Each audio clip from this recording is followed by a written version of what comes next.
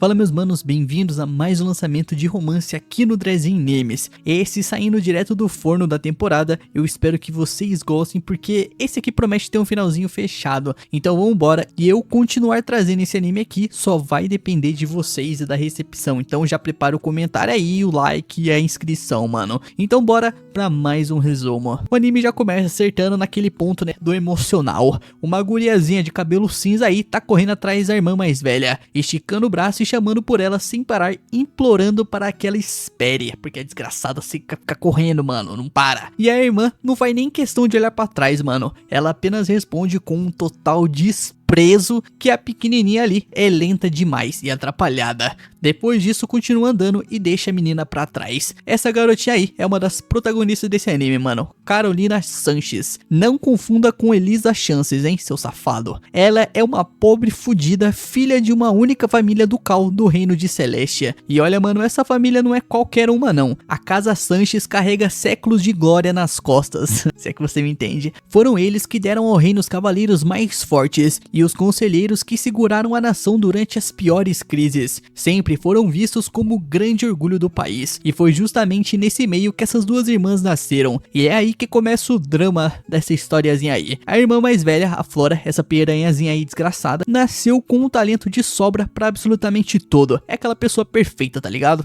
Já a Carolina só tem talento pra quê? Pra dormir, comer e cagar. Ela gosta de ler livros, é o que ela tem pra fazer, e vemos a garota desabar de rosto na mesa. Ela está exausta depois de mais uma madrugada inteira estudando com os olhos vermelhos de sono. Isso é a maconha, isso é verdade. E o pior é que isso não adianta nada. Por mais que passe noites em claro e se esforce até o limite, o resultado nunca muda. Aos olhos de todo mundo, ela é apenas uma fracassada. Nisso, sozinha sob a luz fraca em meio à escuridão, a Carolina faz um pedido que corta o meu coração. Ela só queria ter um único talento, alguma coisinha ali, por menor que fosse, só pra poder fazer uma pra Deus lembrar e sentir orgulho de si mesmo diante de alguém. Depois disso, a cena então muda para um bairro nobre, cheio de salões dourados e lustres de cristal. Todos os nobres estão reunidos ao redor de uma única pessoa, a piranha Flora. Ela entra no salão usando um vestido rosa e um sorriso que parece de anjo, é uma vadia. Os convidados suspiram,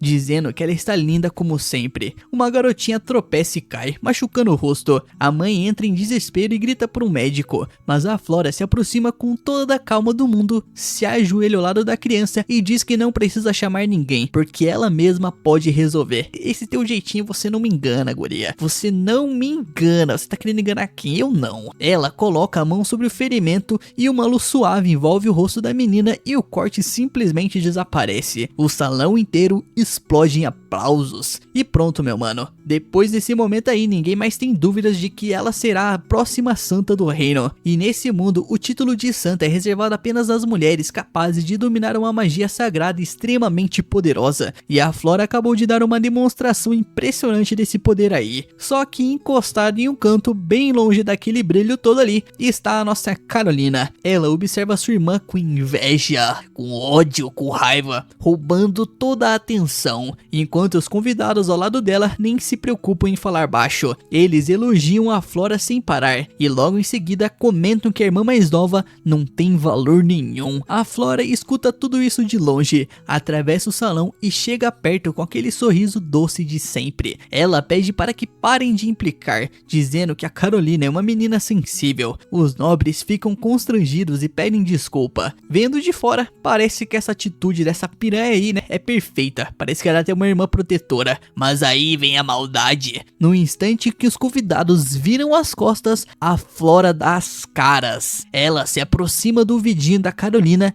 e mostra quem realmente é. Ela agradece pela irmã ter servido de escada para ela mais uma vez. Graças àquela encenação de bondade, a popularidade da Flora aumenta ainda mais. O sorriso não sai do rosto dela em nenhum instante. O clima pesou, mano. E se você achou isso cruel aí, pode se preparar, meu mano, porque a situação só piora. Mais tarde, durante a noite, as duas ficam sozinhas dentro de uma carruagem. É ali que a Flora abandona de vez a sua máscara. Ela reclama que só foi ao evento porque o pai a obrigou, sem o menor pudor das palavras, ela diz que a Carolina deveria agradecer só por poder respirar o mesmo ar que ela, a futura santa. Quando a Carolina apenas abaixa a cabeça para essa piranha aí em silêncio, a Flora decide machucá-la de propósito. Ela aponta para o cabelo cinza da irmã e diz que parece estar coberto de poeira. Em seguida, faz questão de lembrar que herdou os belos olhos cor-de-rosa da mãe e ainda provoca, dizendo que a Carolina não se parece com ninguém da família, nem com o cabelo preto que a mãe tanto exibia.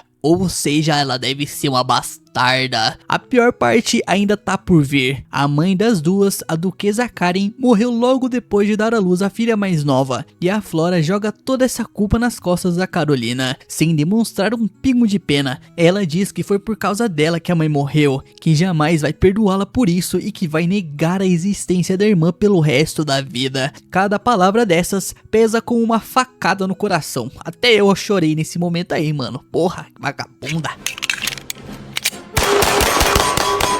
Com o rosto tomado pelas lágrimas e o retrato da mãe observando na parede, ela apenas abaixa a cabeça, quase sem conseguir falar. Ela implora para a irmã parar. Quando finalmente chega em casa, as criadas recebem a Carolina e avisam que o pai está esperando por ela na sala de visitas. Ela entra toda educadinha aí para cumprimentá-lo, mas leva um susto enorme. Escondido na sala está ninguém menos do que o rei Nathan, o próprio rei de Celestia. Usando um manto de pele e com os olhos loiros, ele coloca o dedo na boca pedindo para ela fazer silêncio. O clima é estranhamente leve para o tamanho da bomba que está prestes a explodir, mano. O rei brinca com ela, pergunta se tá tudo bem e até se gaba da própria saúde, mas o pai da Carolina perde a paciência e manda ele parar de enrolar e ir direto ao assunto. Caralho, mano, tá falando assim com o rei? Botou o pau na mesa, hein? Cê é louco. O assunto é sério. O rei de Celestia precisa firmar uma aliança muito importante com o império de Malaquias.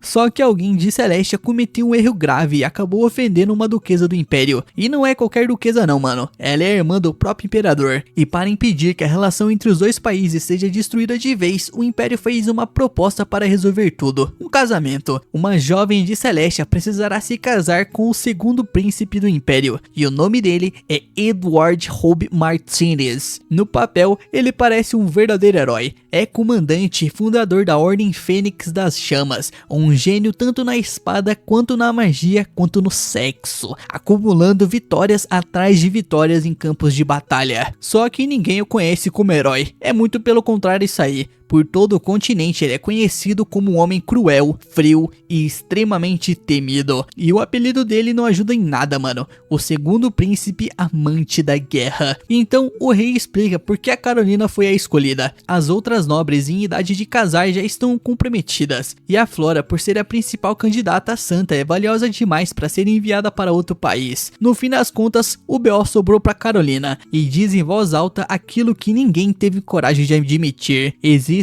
muitas garotas que poderiam ocupar o lugar dela, mas ninguém capaz de substituir a Flora, e foi exatamente por isso que escolheram ela. Mas isso aí já não estava explicado, não? Mesmo encarando essa realidade tão dura, quando o rei pede que aceite o casamento pelo bem do reino, a Carolina concorda sem pensar duas vezes. Satisfeito, o rei marca a viagem para o Império dali a 3 dias e deixa uma ordem bem clara: ninguém pode saber de absolutamente nada. Quando todos deixam a sala, a nossa protagonista aí fica sozinha com o pai. O silêncio toma conta do ambiente. Ela não sabe o que dizer e fica pensando se deveria falar alguma coisa, até que o pai quebra o silêncio, chama o nome da filha e pergunta se ela realmente não se arrepende de aceitar o casamento. E vai além, ele diz que se ela estiver infeliz, fará de tudo para convencer o rei a cancelar o acordo. O pai dela é gente boa, mano. Legal. A Carolina tenta explicar que o futuro do reino depende daquela aliança, mas o pai interrompe, com uma voz carregada de emoção. Ele diz que entende toda essa situação, sabe que talvez pareça egoísmo, mas não consegue aceitar ver a própria filha ser enviada para tão longe como se fosse apenas uma moeda de troca. Então ele diz algo que a Carolina esperou ouvir durante toda a vida: que ela é uma filha preciosa para ele. E na mesma hora, a guria desaba em lágrimas. Enquanto chora, ela faz uma confissão: ela sempre acreditou que não era nada.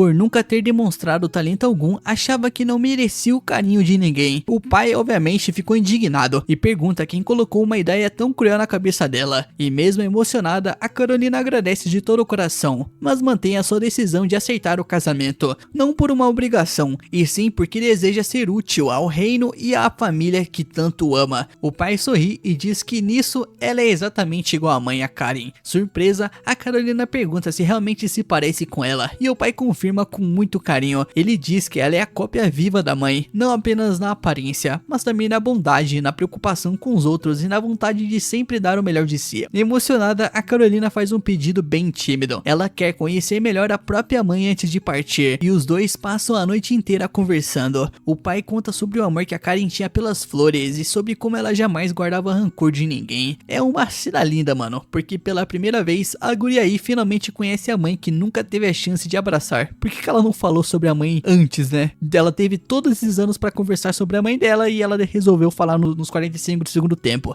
No dia seguinte, ela vai até um campo verde iluminado pelo sol. Caminhando ao lado do pai, segurando um buquê de flores, os dois chegam diante de uma lápide de pedra no meio do gramado. É o túmulo da Karen. O pai se ajoelha e conversa com a esposa, dizendo que até hoje não conseguiu se acostumar a viver sem ela e que dessa vez trouxe a Carolina para conhecê-la. A garota também se aproxima e fala com a mãe. Com a voz tranquila, ela conta que seu casamento já foi marcado e que provavelmente aquela será a sua última visita. Mais tarde, já na mansão, enquanto a guria aí se prepara para viajar, a vagabunda da Flora aparece mais uma vez só para provocá-la. Ela diz que já sabe do casamento com o príncipe Edward, comenta que ele é um homem frio, incapaz de amar e broxa, e afirma que a Carolina não tem valor nenhum, por isso jamais será amada por ninguém. A nossa protagonista passiva aí escuta tudo em silêncio, mas entende uma coisa dentro de si: aquela seria a última vez que pisaria diante da irmã. Ainda de madrugada, no portão da mansão, quem está esperando para se despedir é o pai. A Carolina agradece por todos esses 16 anos que passaram juntos. Olhando bem nos olhos da filha, ele diz que sente um enorme orgulho dela e faz um último pedido, simples, mas cheio de significado. Ela não precisa ser a melhor em nada,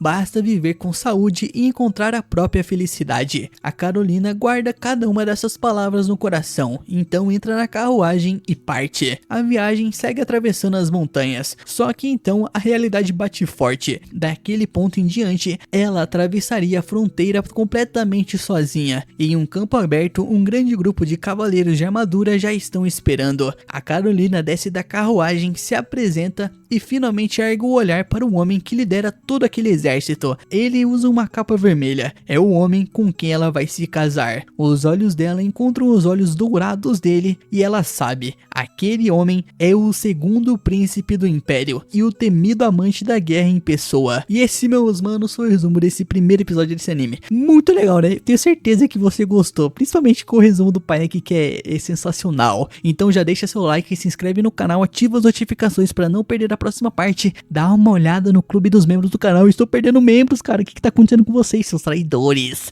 Traidores, muito obrigado a todos que fazem parte do clube de membros. Muito obrigado a todos que assistiram o vídeo até aqui e comenta a palavra aí, amor, se você quer a parte 2 desse anime. Tamo junto, meus manos, e lembrem-se, o Dres Animes ama vocês.